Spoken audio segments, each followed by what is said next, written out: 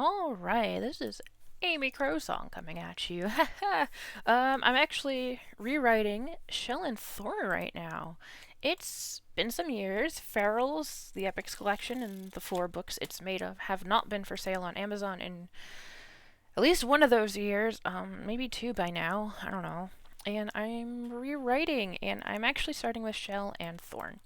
And I actually have the book itself from the Epics collection that I've been going through as I've been doing this. So it's somewhat one to one, but also not quite. You know, eventually I'll explain the whole how things have changed and why I'm back and blah blah blah blah blah. It's like a proper reintroduction for this author. But for now, let's just read, right?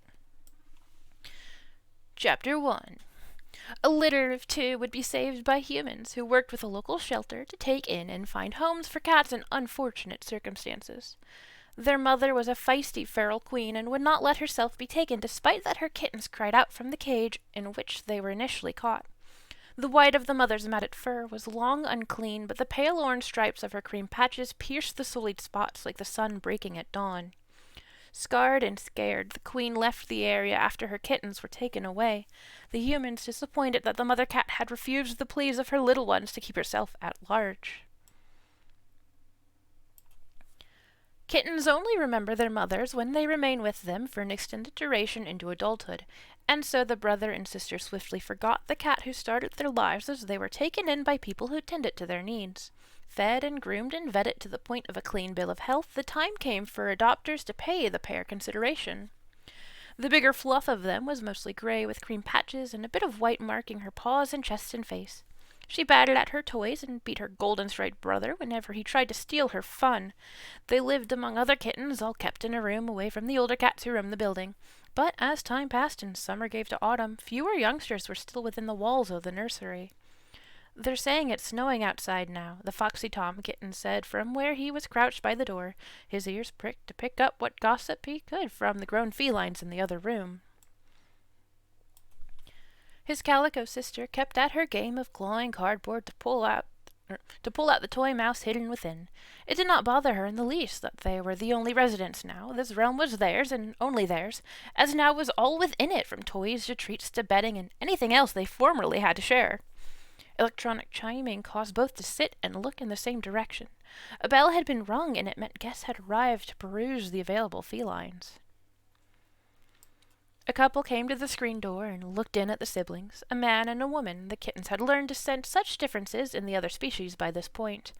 The female of the two pointed in at them and said something they could not understand. The calico commented with confusion, "Why don't they talk like the others?" Her brother did not know, but they both soon discovered that these two people could speak the same words as those they had become familiar with in their time with the rescue. The man and woman moved into the room and sat, one in a chair and one on the floor. Sister slowly stretched toward the floor-bound person and gave a few sniffs. Brother had gone into one of the cat-tree hides from which he peered out. "They smell nice," she said. Her muzzle had not moved, and no meow had been produced as she spoke to him, as cats never needed to vocalize verbally to communicate in commonplace manner. "Do they smell like snow?" he asked, refusing to remove himself from the hide. "Maybe?" The chair-sitter grabbed some crumpled cardboard and tossed it toward the kittens. Sister instinctively leapt for it, her forelegs stretched to grab the toy and then pull it closer to her so she could kick it at her belly before darting about again. So the bond began between man and wife and brother and sister. Sister played with man, and he teased her with the toys, and brother was bought by wife's gentle patience and calm calls to beckon him close. Mama? There was no mama cat, and may as well never been as far as her kittens were concerned. Instead, her daughter and son, Shelley and Tuffy, came to love the people who adopted them, Mom and Dad. First the months flew, and then the years slipped by too. The budding family acclimated to a brand new home, one that none of them had known before. They made this the place where their first roots were set, and it would be the setting of the start of their life as a family. Oops.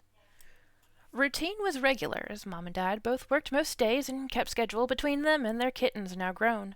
The best spots for sunning and napping were discovered and settled to be shared as needed, and although times were occasionally tough, treats came for cats and couple alike. And then came a change that neither cat could quite place until Mom's belly grew bigger than ever before. Smells shifted and furniture was fixed, and by the time the cats could hear the beating heart of a baby within their human mother, they understood that they were adopted siblings to a human baby brother. Little Lars was a beautiful baby indeed. Shelley was immediately attached to him, in absolute love with him, and she seldom left him alone. Tuffy was less sure and found himself jealous to have lost a portion of attention now that the boy had been born. Lars babbled and toddled and grew as time passed by. He smiled when Shelley would purr to him, and giggled when Tuffy would play with his toys. From tail yanking and shrieking to even-tempered talks and pets peacefully placed along the pelts of the aging cats, the family grew not only in age but in number, with baby number 2. Life had been filled with love and relative ease for the feral queen's kittens and the couple who adopted them and their son and daughter. Only before Lars could claim the title of teenager, while the littermates already had, did everything change. Clouds had gathered from horizon to commanding the entire sky, had gone from bright white to darkened shades of gray, haunting but never yet bursting. Before raindrops could spiral down upon the poor, unaware souls, lightning had to strike, followed by the low rumble of a thundering growl. There we go. Typos. Then we have chapter 2. Woo! I should save since I did do an edit. Sunshine dappled down through the filter of leaves. The tan tabby lay outstretched in a patch of clover, while his tricolor sister was curled up with their boy at the base of one of the thicker trees in their yard. Birds sang, pages of a book occasionally rustled as Lars read through the chapters, and occasionally a gentle breeze jostled the branches above. No crying could be heard from the little lady known as Layla within the walls of the home. Mom's exasperated complaining to Dad's agitated ask of her were also withheld inside. The chaos remained in the boundaries of the air conditioning, which was held hostage by windows and doors all sealed closed as often as they could be. Calmness, moments for their hearts to find quiet restfulness, had become somewhat rare. This luxury then always called for lingering lounging. Even that could not be maintained, however, as Lars suddenly huffed and slammed the book shut. Shelley started and looked up at him. Tuffy angled his ear to their direction, but made no other movement to acknowledge he noticed the commotion. They didn't find it, the boy said. What didn't they find? Shelley asked, but knew he could not comprehend cat speak. The preteen took several steps toward the deck and placed the book on a table just so. He then proceeded to pace about the yard for a few minutes, Tuffy slipping back to sleep, while Shelley watched their boy rack his brain. Finally, Lars looked at the cats and declared, "We must find the lost colony." "Oh, we're playing pretend," Shelley said, so as to let her littermate know. Oops, that is another edit. There we go. Tuffy gave his tail-tip flick. "Just don't drag me into it." But much to their surprise, the young human burst into a run toward the fence at the back of their yard, clambering over it and into the forest beyond. "Lars, wait!" Shelley meowed and dashed across the grass after him. Tuffy, tipped off that something abnormal was happening, bounced up and followed his sister, both felines clearing the fence in graceful leaps. "Where are you going?" Annoyance at Lars penetrated Tuffy's rough yowl. The boy ran and ran for longer than the cats realized his 2 legs could take him. By the time the 3 of them were stopped, all were panting. Lars leaned against a tree while catching his breath, and the senior cats gasped for air at his feet. Summer runs with long furs and thick undercoats was not something they had ever done, and especially not for fun. Lars began off on foot again, at a slower pace this time. Shelley pushed her paws to patter after him, and Tuffy more slowly slunk along. The tabby demanded, "What were you thinking, Lars?" It did not matter that Lars could not understand, that they knew he could not, for they had spoken to him in this way since he had been born. Shelley hissed to her blood-related brother, "Be kind to him. He's still a kitten." "I don't care. We're too old for shenanigans," Tuffy hissed back at her. "Don't fight!" How could they ignore the innocent plea? Feline faces looked up to the person they recognized as their sibling despite the difference in species.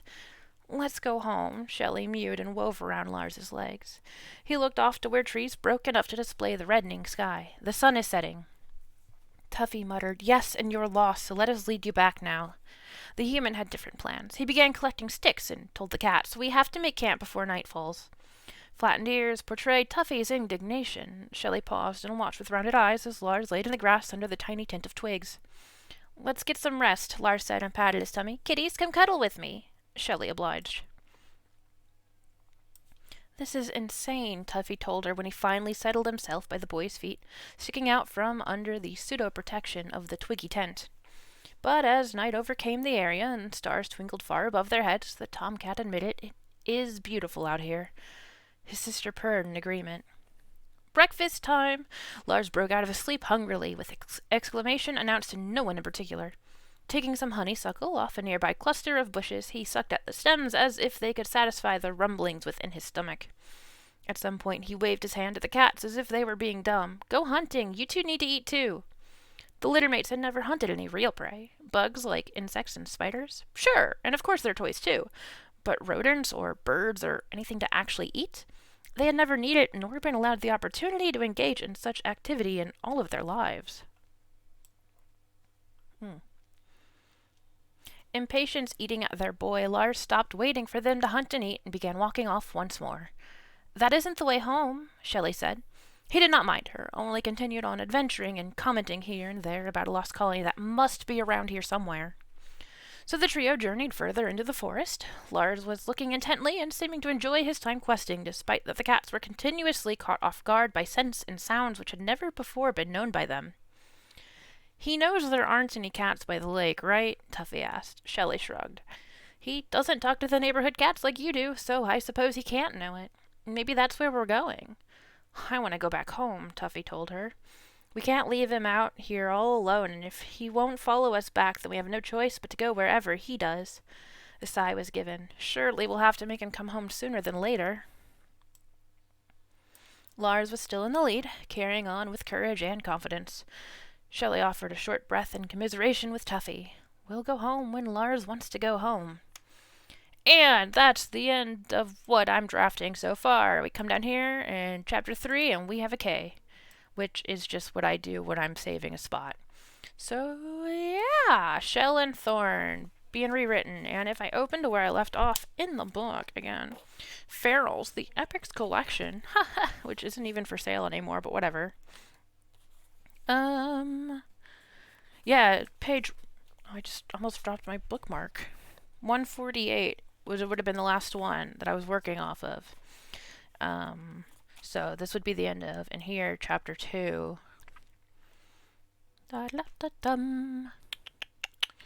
Lars was still in the lead, carrying on with courage and confidence. Shelley offered a short breath in commiseration with Tuffy. We'll go home when Lars wants to go home. And here, this page... Shelley said, oh, actually, let me start with the last stanza, I suppose, of the previous page. There aren't any cats around the lake anymore, Tuffy growled. Everyone knows that, Shelley said. Not Lars. He's young and does not speak to the cats in the neighborhood. When will we go home? Tuffy inquired. Shelley looked to Lars, who was courageously leading the way. When Lars takes us there. And then page 149, which is the next sort of section or chapter, whatever, which would be where chapter 3 will pick up. It looks like it was titled Stormy Waters. And let's see. This page starts, first stanza. They had been wandering and wandering, and now Lars stopped and sat on a large root of a tree. Second stanza. I'm hungry, he whined. Third. The cats looked from him to each other. Fourth. We should go home, Shelley gently suggested, not that he understood. And then this one ends on, well, the stanza that continues to the next page, because the child, the not quite teenager, sat a moment and blinked his dark eyes. So, that's where chapter 3 will pick up. I don't know if I'm going to write it after I finish this up, but, yeah. So... getting back to the writing scene. Here we go. Gonna go for that author stuff again. Hopefully better this time, and maybe it'll work out this time. Regardless. This was fun. Woo! Just blanked on how to wrap this up. But I'll do a proper reintroduction at some point. But for now, take care all. Bye!